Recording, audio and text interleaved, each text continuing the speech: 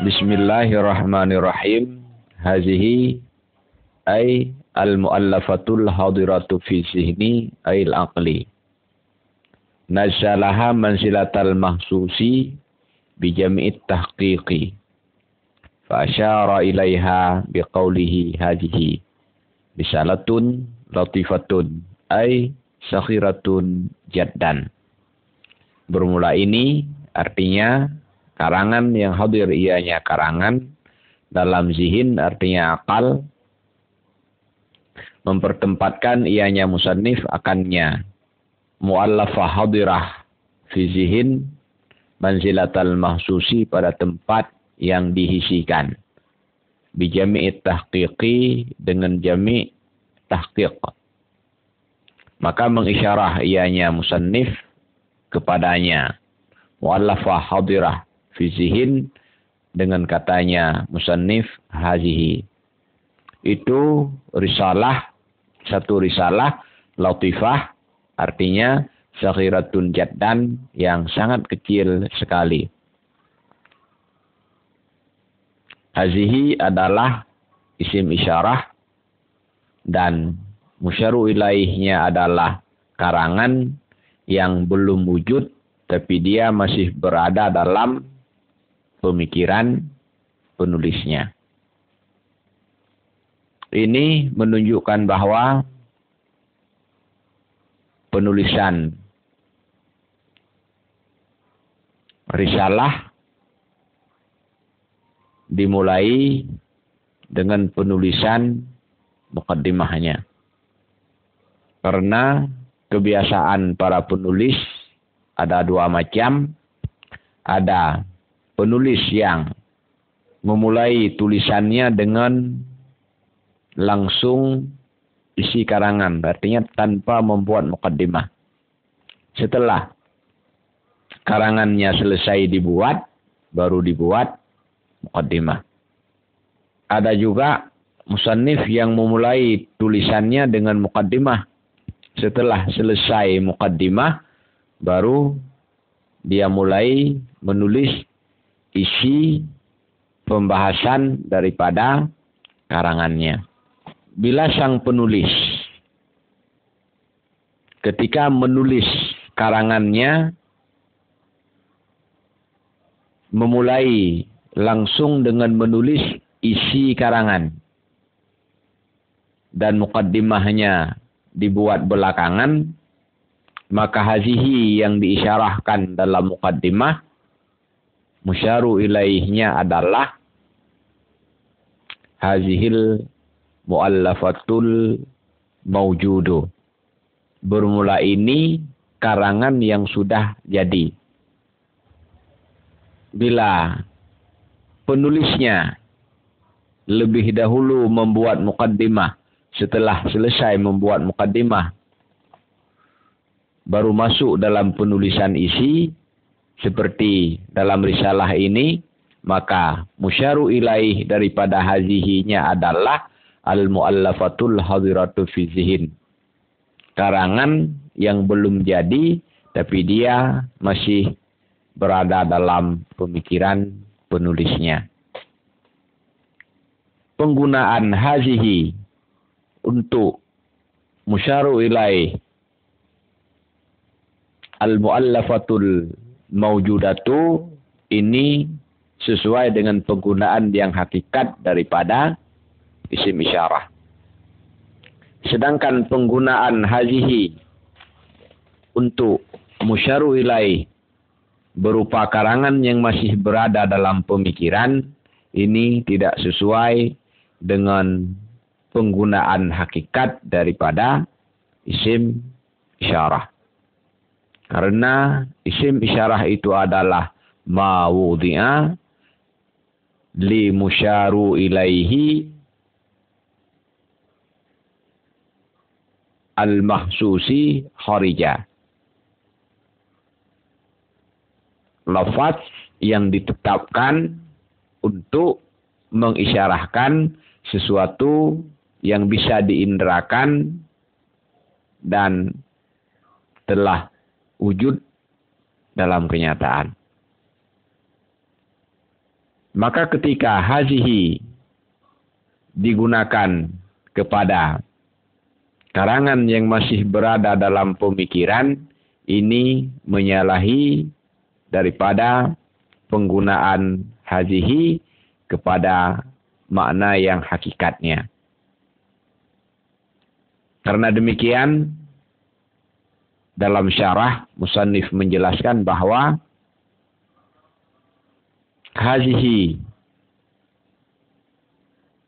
di sini bukan bermakna hakiki, karena kalau bermakna hakiki menyalahi aturan, kan tetapi bermakna majazi.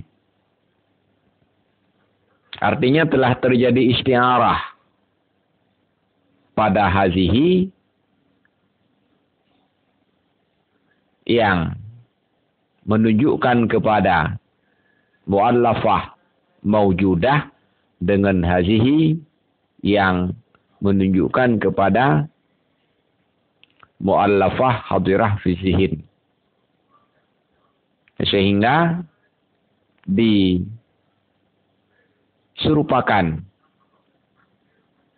antara mu'allafah hadirah fi zihin dengan mu'allafah maujudah fil kharij. Jami'nya wajhut tasbih adalah at-tahqiq fi kullin. Mu'allafah hadirah fi zihin, karena sudah direncanakan dengan perencanaan yang sangat rapi dan sistematis, dia tahqiq.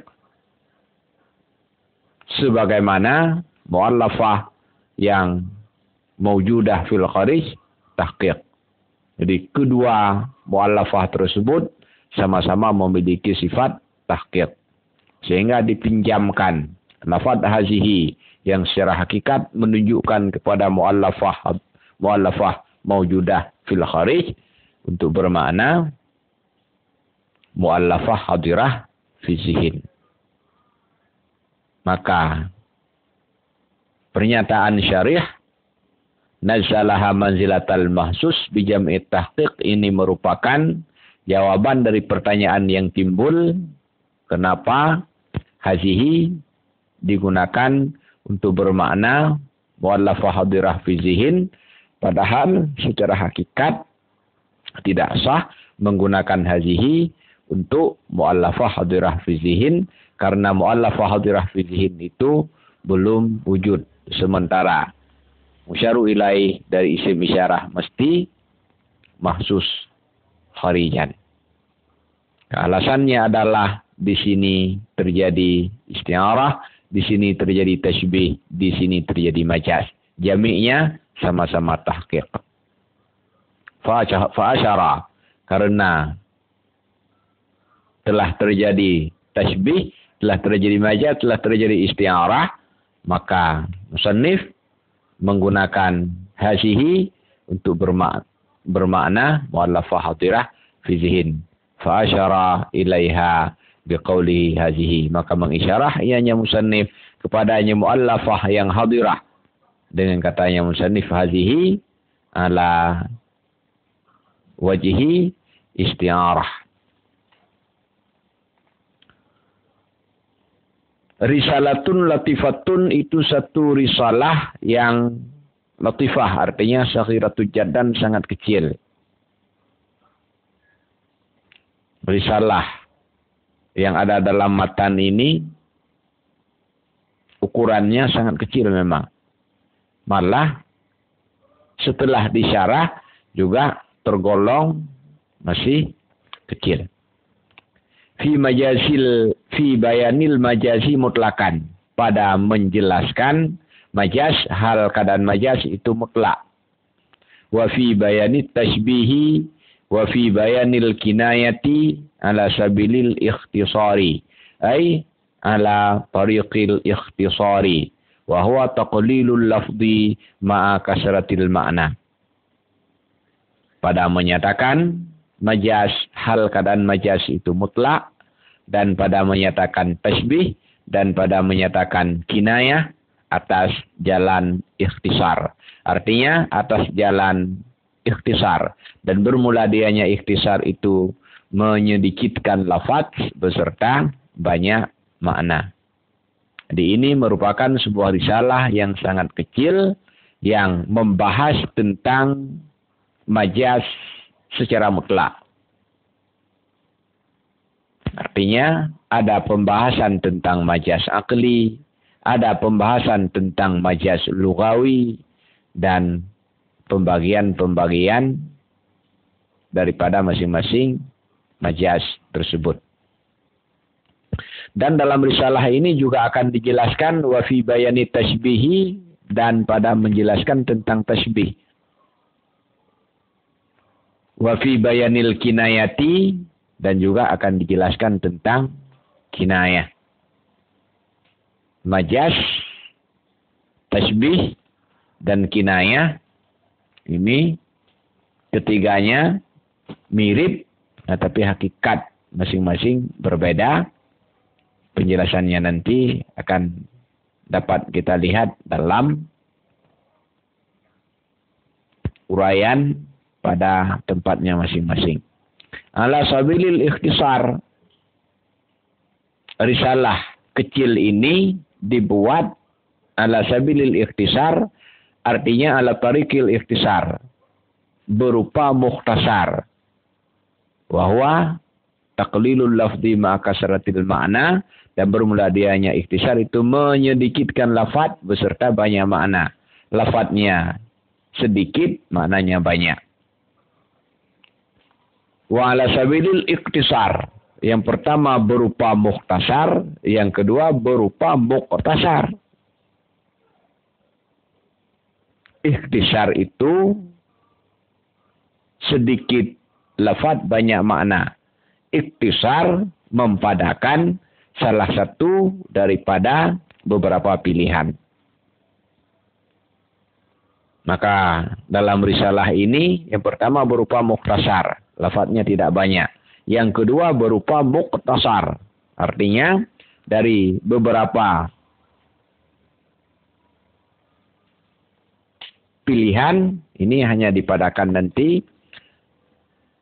satu pilihan saja.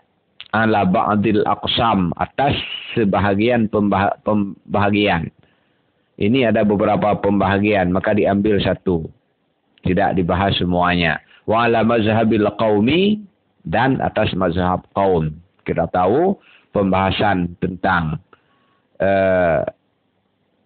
ilmu bayan itu ada mazhab qaum, ada mazhab imam, dan ada mazhab hukama. Di dalam risalah ini hanya mengikuti mazhab qaum. Tidak membahas mazhab hukama, juga tidak membahas mazhab imam. Kenapa ini dilakukan? Taqriban lil mubtadi, karena memudahkan bagi si mubtadi. Ja'altuha tufhatan, ay hadiyatan mustadrafatan lil ikhwani. Jam'u akhin wa yujma'u akhun aydan ala ikhwatin, illa annahu sya'al ikhwanu fi jam'i akhin bima'na sahibi, wal ikhwatu fi jam'i akhin minan nasabi. Yang aku jadikan akannya risalah tufhatan ay hadiyatan mustadrafatan, akan hadiah yang disimpan. Lil ikhwan, bagi segala saudara-saudara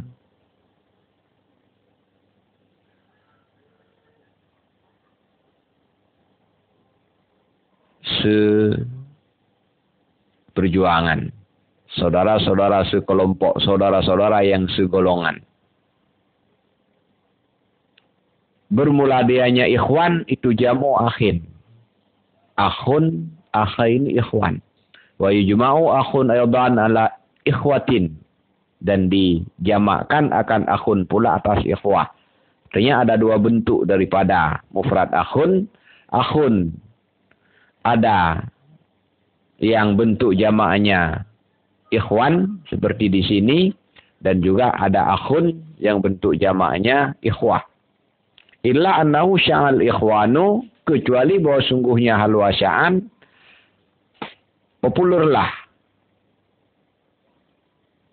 ikhwan pada jamak akhin dengan makna sahabat, dan populerlah ikhwah pada jamak akhun daripada nasab. Akhun ada dua jamak, ada akhun dijamak menjadi ikhwan, ada akhun dijamak menjadi ikhwah. Perbedaannya, ikhwan yang merupakan jamak, perbedaannya ikhwan adalah jamak daripada akhun yang bermakna sahib. Maka makna lil ikhwan adalah segala sahabat-sahabat, segala saudara-saudara yang sealiran, segala saudara-saudara yang sepaham, segala saudara-saudara yang seikatan. Wal ikhwatu, dan populerlah ikhwah pada jamak akhin minan nasab. Sedangkan ikhwah merupakan jamak daripada akhun yang bermakna saudara kandung. Jadi lafaz akhun bentuk jamaknya ada dua macam. Kalau akhun itu bermakna saudara kandung, maka bentuk jamaknya adalah ikhwah. Kalau akhun itu bermakna saudara sealiran, saudara sepaham, saudara segolongan, ini jamaknya adalah ikhwan. Maka di sini akhun yang ikhwan jamak daripada akhun, maka ikhwan bermakna sahabat atau saudara yang sealiran, saudara yang sepemahaman. Da'afa ay kasurallahu li walahum al-ujura. Kiranya menggandakan, membanyakkan oleh Allah bagiku dan bagi mereka itu ikhwan akan pahala-pahala. Dianya ujur itu jam'u ajrin. Jamak daripada ajrin. Wahwa miqdarun minal jazai fi naziril amali. Dan bermula dianya ajrun itu ukuran daripada balasan pada bandingan amal. Bukan balasan amal, tapi balasan jaza fi nadhiril amali, pada bandingan amal. Berapa ukuran amal, sebanding itulah yang diberi balasan. Bukan balasan daripada amal itu sendiri. Karena pemberian pahala itu adalah hak prerogatif daripada Allah, bukan sebagai balasan daripada amalan yang dikerjakan oleh seorang hamba. Maka di sini disebutkan wa miqdarun minal jaza fi nadhiril amali, bukan miqdarun minal jazail min jazail amali. Merupakan ukuran daripada pahala pada bandingan amal, bukan pada amal. Wal ihsani, dan wal ihsana, dan kiranya Allah memperbanyak bagi saya dan bagi mereka itu akan ihsan. Bermula adanya ihsan itu atas ataf am, atas khas. Wafi, dan sabit padanya mengatafkan ihsan kepada ujur, itu isyarah kepada bahwa sungguh si hamba itu tidak memustahak ianya si hamba atas Allah Ta'ala akan sesuatu pun pada bandingan amalnya si hamba. Ihsan diatafkan kepada ujur.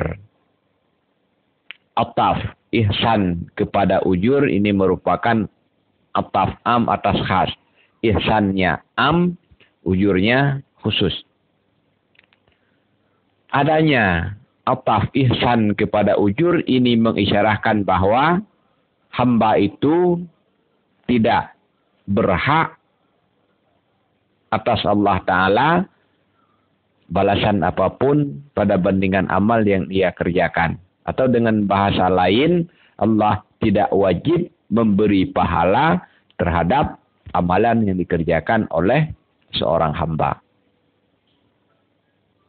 Ala annahu la amala lahu fil haqiqah.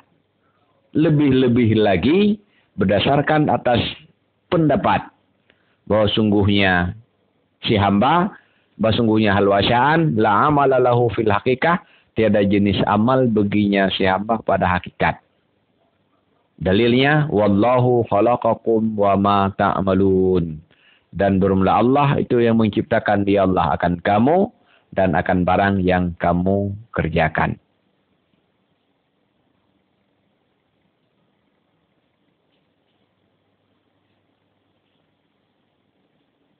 Memberi pahala kepada orang yang berbuat taat dan menyiksa orang yang berbuat maksiat, ini harus bagi Allah, bukan wajib bagi Allah. Allah tidak wajib memberi pahala orang yang berbuat baik, dan Allah tidak wajib menyiksa orang yang berbuat maksiat. Karena demikian, orang yang berbuat baik tidak mustahak atas Allah untuk mendapatkan pahala. Akan tetapi pahala yang diberikan oleh Allah ini murni tafaddulam minallah, karunia daripada Allah. Lebih-lebih lagi sebenarnya hamba itu tidak punya perbuatan. Secara hakikat segala sesuatu yang dikerjakan oleh hamba itu adalah diciptakan oleh Allah. Maka sama sekali tidak